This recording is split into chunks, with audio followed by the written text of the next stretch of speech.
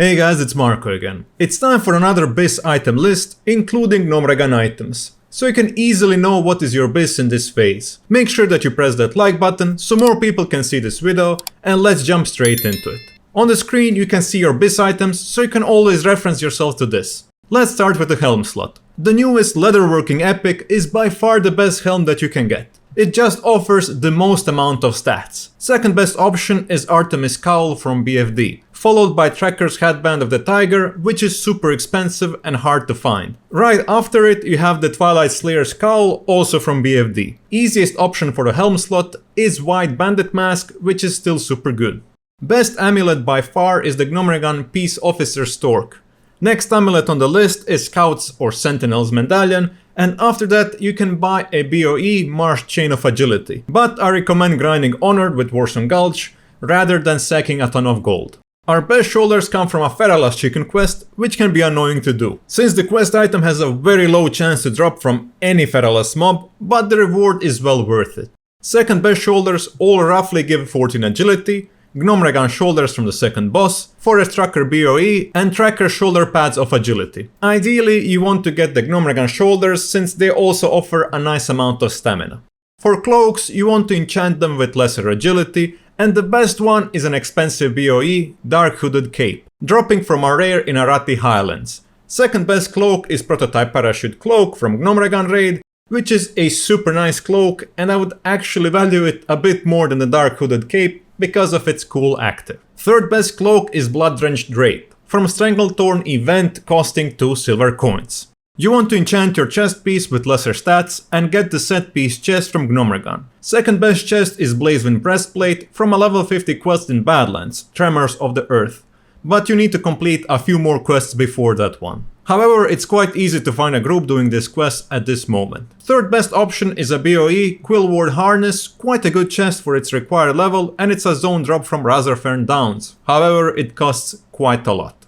For bracers, you want to enchant them with strength and get Warsong Gulch reputation to Exalted, because Forest Stalker's bracers are hands down the best bracers in the game. Second best ones are Unearthed Bands of Power, which can give 28 attack power, and they are a trash drop from Uldaman. However, these will be extremely rare and expensive. Cheaper but still expensive option will be Kabbalist Bracers of Power, which offer 20 attack power. However, you can also get Ornate Dark Iron Bangles from the raid with 1% hit, which should be better than Kabbalist Bracers, but I think that Druids will be the first one to get this item since it has more value to them. Gloves wise, you want to get Agility Enchant, which is super strong since it offers 5 agility. Your best gloves are going to be Machinus gloves from Gnomeregan's 4th boss. Second best gloves are the Gloves of Holy Might, which are expensive BoE. Third best option are the crafted gloves from BFD, and if you don't have any of that, the easiest option is to finish the quest in Feralas, the Mark of Quality, for 10 strength, 9 agility gloves. Best belt on the market is the Engineering Hyperconductive Gold Wrap, which is a cool belt, also offering some nice stats. Second best belt in this phase is the Arati Basin Honor Reputation belt, which offers 30 attack power.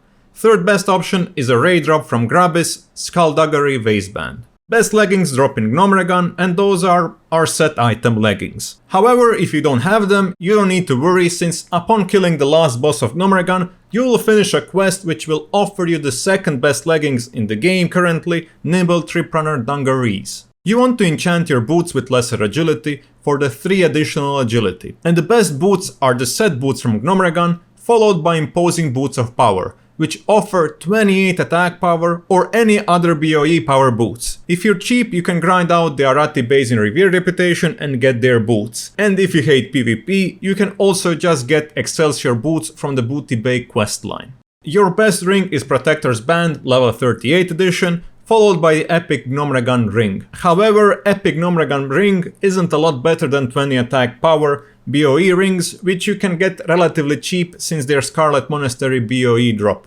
Trinkets are a super easy topic, since the best one drops from the last boss of Gnomeregan, and second best one is a quest reward from the last boss in BFD. Alliance players can also get Thunderbrew's Boot Flask after a long quest chain if they don't have these two. When it comes to ranged weapons, you can get Falco Sting in the raid, which gives you 8 agility. I believe this weapon offers the same DPS as the Silencer BOE gun. Your third best option is going to be another BOE in Swiftwind.